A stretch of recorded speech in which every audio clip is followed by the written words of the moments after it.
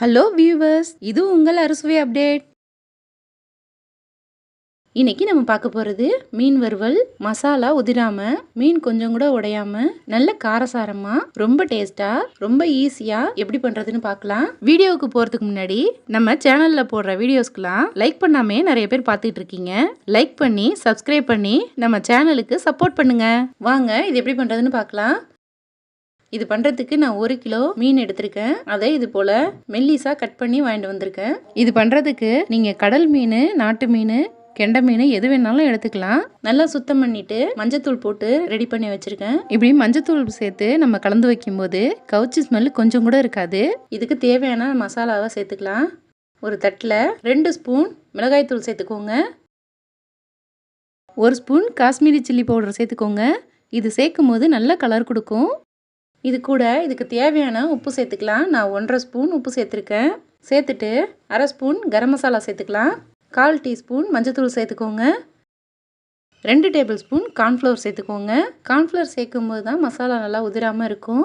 இது கூடவே சமையல் எண்ணெய் 1 டேபிள் ஸ்பூன் சேர்த்துக்கலாம். சேர்த்துட்டு கொஞ்சமாக தண்ணி சேர்த்து இதை நல்லா கலந்து வச்சிடணும்.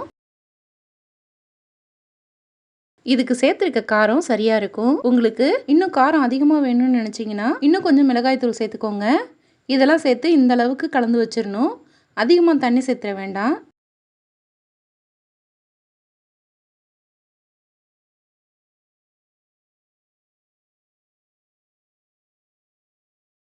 இப்போது நம்ம எடுத்து வச்சுருந்த மீனை 2 பக்கமும் நல்லா மசாலா படுற மாதிரி எல்லா பக்கமும் தடவி விட்டு ரெடி பண்ணிக்கணும். அப்போ தான் மீனில் உப்பு காரம் நல்லா ஏறி வரும்.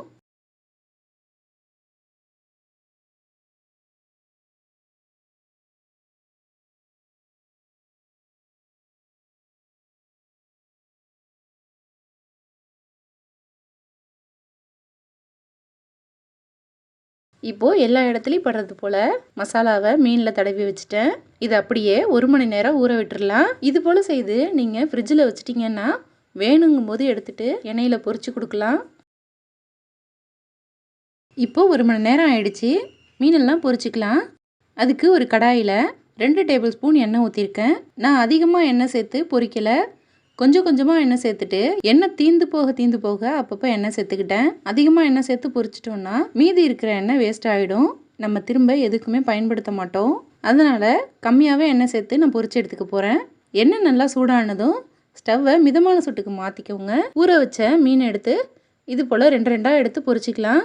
எண்ணெயில் சேர்த்த உடனே திருப்பி விடக்கூடாது. அது ஒரு 30 செகண்டு வேகணும். இதை அப்படியே விட்டுடலாம். உடனே திருப்பி விட்டோன்னா மீன் உடையறதுக்கு வாய்ப்பு இருக்குது. இது ஒரு பக்கம் நல்லா பொரிஞ்சு வந்ததும் இது திருப்பி விட்டுக்கிறேன்.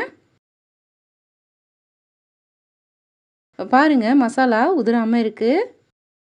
உங்களுக்கு சாஃப்டாக வேணும் அப்படின்னா நீங்கள் இந்த ஸ்டேஜ்லேயே எடுத்துடலாம். கொஞ்சம் முறுமுறுன்னு பிள்ளைங்கள்லாம் சாப்பிடுவாங்க.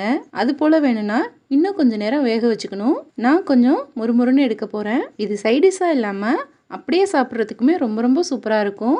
நீங்கள் ஒரு பக்கம் பொரிச்சு எடுத்துகிட்டு இருக்கும் போதே காலி ஆகிட்டு இருக்கும். இது அந்தளவுக்கு நல்ல டேஸ்டியாக இருக்கும். 2 பக்கமும் பொரிஞ்சு நல்லா மொறுமொறுன்னு ஆயிடுச்சு. இப்போது எண்ணெயிலேருந்து வெளியில் எடுத்துடலாம். மீதி இருக்கிற மீனையும் இது போலவே பொரிச்சு எடுத்துக்க போகிறேன். இல்லை நீங்கள் தோசை தவாவில் கூட இது போல் வேக வச்சு எடுக்கலாம்.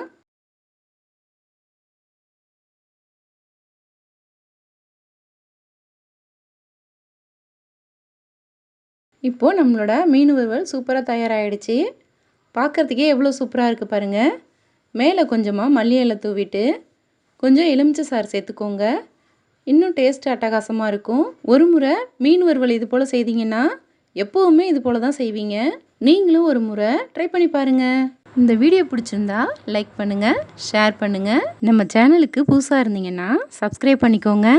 தேங்க்யூ.